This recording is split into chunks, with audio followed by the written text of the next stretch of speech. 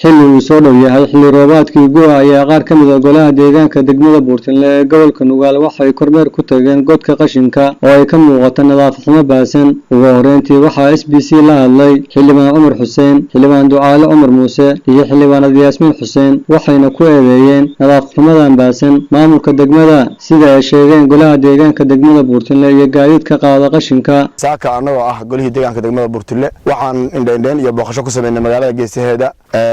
Soomaalidu waxay ku macmaalaan war dhafoor ku yaala reer Buurtinle weeye waxa hadda saas u eg waa reer Buurtinle meeshii biyuhu ay ka dhaansanayeen meeshii magaalada geesaheeda qofkii magaalada ka baxay ama soo galay uu soo marayay. runtii waxaa nasiib darro in maalmo magaalada TV-yaasha laga sheegayo in magaalada horumar ka socdo, in magaaladii ay horumar ku tilaabsatay, in maamulkii degmada mar walba uu ka sheekeynayo magaaladii wanaageedii. waxaan ka xumahay in iswaafaqin waxa magaalada xaqiiqda oo ka jira iyo waxa inta badan idaacadaha laga dhageysto aad baan ugu xumaan jirin. reer Buurtinle waxaan ugu baaqaya dadka waliba saaxiib aqliga ah, dadka iimaanka u saaxiibka oo arki kara dibta ka jidha degmada Buurtinle inay arintaas u guntadaan. aniga ku hadlaya golaha deegaanka xildhibaan waxaa la yiraahaa degmada Buurtinle waxa caan ku tahay in danaha gaarka ah loo xildhibaanadu ay u bartamaan danaha guudna waxba aan laga qaban. sida markay hay'adu kaararka keenaan in la arko shaqooyinkiina iyo buuqiina iyo khilaafkiina marka kaararku ay jirin waxa weeye qof kasta shaqadiisa iyo danihiisa gaarkeed inuu ku mashquulo. maxaa arintaas ugu jawaabaysaa? kaararka iyo waxyaabahaas danaha gaarka waa wax meesha ku jira. meeshii way awdantay qashinka la dhigi jiray kulli baabuurtaan yararka oo noohada ah intay keenaan meel walba ku quba bixiyay iyo wadooyinkii oo dhan baa xirmay. dawladda hoose marka xoghayihii Allah caafiyaan leenahay xogahay uu ka xanuunsan yahay xogahay male ku simay leedahay.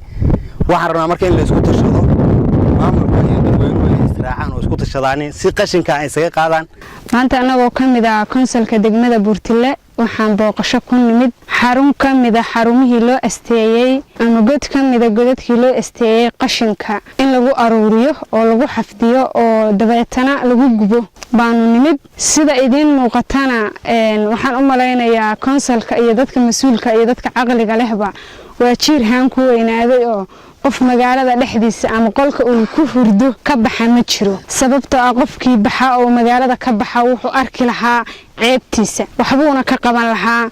marka waxaan garan waayay anigu inaan wada jiranahay xanuunkaani aad noo saameeyay waliba xagga xiska iyo in wax kale naga khaldan yihiin oo dadku nala mid yahay. sababtoo ah magaalada waa meeshan waa bilicdeedii mar oo waa laamigii laga soo galayay marna waxa weeye bay'adeedii nadaafadeed marna waa meeshii aan biyaha ka cabaynay nadiifka ah oo aan barkadaha halkaan barkadiyo dhan ku wada yaalaan kanaaladii baraagaha weeye. mas'uuliyad daraduna waxa weeye qof walba waxa weeye roolka uu ku leeyahay bay ka soo gaadhaa sida loo kala mas'uulsan yahay bay saameynta xilkan iyo bay'ad xumadaas qof kasta meeshiisa uga saameynaysa. waxaan leeyahay reer Buurtinle culimadoy waxgaradkoy haweenkoy dhalinyaradoy degmada idinka leh wasaaradda arrimaha gudaha inta timaada Buurtinle qashin ka qaadmaysa madaxweynaha inta yimaada Buurtinle qashin ka qaadmayo qofka degan oo qashinka gurigiisa ka soo saar hadduu iska aruurin iska gubin banaanka lacag inta looga soo diray qashinka lagu qaadmayo. waxaan idin sheegaynaa inaad u kacdaan nadaafadda magaaladiina bilicda magaaladiina bay'adda magaaladiina. booqashadan ayaa noqonaysa midii ugu horeysay ee golaha deegaanka degmada Buurtinle ee ku booqdaan goobaha nadaafadda. Mawlid Maxamed Kooshin, warbaahinta SBC degmada Buurtinle.